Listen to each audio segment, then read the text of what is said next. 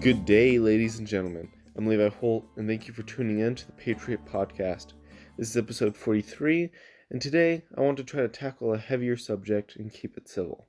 So, my question for you today, what is the American dream? Is it being a pioneer and discovering, or being a working citizen enjoying the life you've made? Now let me tell you why I ask. Immigration. I think the United States should take immigrants in, but we're not catering to the right needs of integrating into society, building a better future, and having a sense of nationalism that comes with being an American. Now, a quick assumption might be that I don't have the qualification to discuss this, but let me tell you this. As being a citizen of the United States, I have a right to voice my opinion, and with being part of the new generation, I have the obligation of deciding the future of the country. Now that we have that settled, let me tell you what I think, and feel free to disagree. To begin with, from the research I have done, the US isn't doing the right things to help them succeed. What I mean is by taking them in, we have the responsibility to make sure they help our country thrive instead of hindering it. First, we need to give them the tools to getting employed, instead of under-table work. To my understanding, we let them in and turn them loose to the world. Within this, though, we need to speed up immigration time for those eligible to work. By decreasing the time, we could help ensure that those able to work do find supporting jobs for themselves and family. These are people that most likely left their old lives behind to find a new start or protection, so we need to give them an understanding and forgiving environment to thrive in. By doing this, we could potentially boost productivity and potential. When you work in an environment where you feel like you can't succeed, you begin to only look out for yourself. Simon Sinek explains this animalistic instinct. It's all because of a hormone called cortisol. Just listen to this. The problem is you're not supposed to have cortisol in your system all the time. You're supposed to have it in and then gone.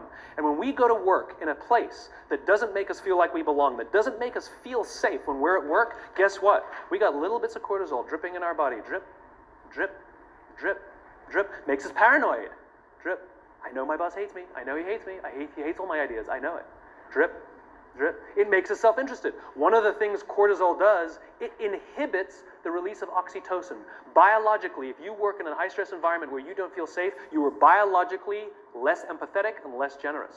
We don't care about each other because we're too busy trying to protect ourselves. Drip, drip, drip. If we create a friendly environment to those coming in, it could only benefit us all. If we give them the tools to get a job, they must be able to communicate and adapt to society. It's what they call naturalization. Naturalization is the process by which a U.S. citizenship is granted to a foreign citizen after he or she fulfills the requirements established by Congress in the Immigration and Nationality Act. There are many qualifications needed to becoming a U.S. citizen. An example of these is be able to speak, write, and read and understand the English language. I support this idea on the basis that if they come here for refuge or for a new life, they need to be able to communicate and voice their needs. On the naturalization website, it states that Republicans would like most visas to be distributed on employability, with a preference on those who are highly skilled, like doctors, engineers, and entrepreneurs. From this, you can draw that the United States is more likely to let in immigrants that can expand our future and benefit all. It's not that the U.S. doesn't want to help, it just wants to ensure that there's a future in sight. An immigrant who went through the visa process said it took her over 2 years to get it granted to her, but she couldn't be happier.